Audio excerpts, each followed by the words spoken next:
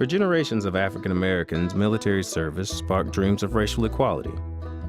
The 13th Amendment outlawed slavery in 1865, but decades later, black people still faced discrimination, racism, and violence, especially in the South, where most of them lived.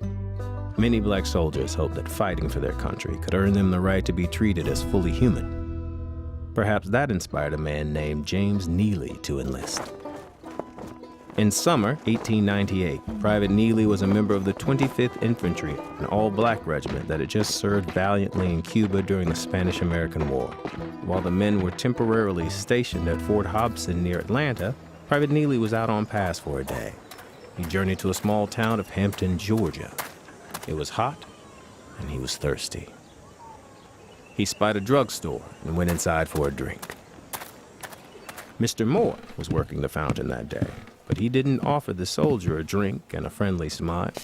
Instead, he told him that black customers couldn't drink at the counter. Black customers had to order their sodas outside behind the store and drink them there too. Private Neely grew angry.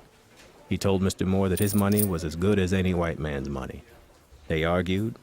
Mr. Moore threw Private Neely and his proud blue uniform out of the store and onto the road, where more white men overheard the soldiers' protest.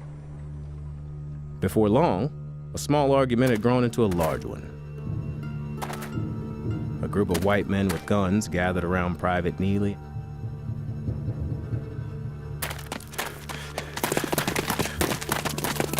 And shots rang out. Private Neely fled, but he was wounded. He died in Hampton, Georgia that day.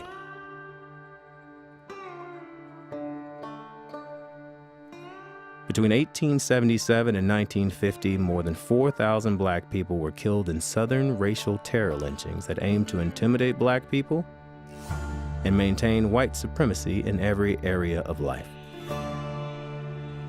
Nearly 600 lynching victims were killed in Georgia, including many black veterans.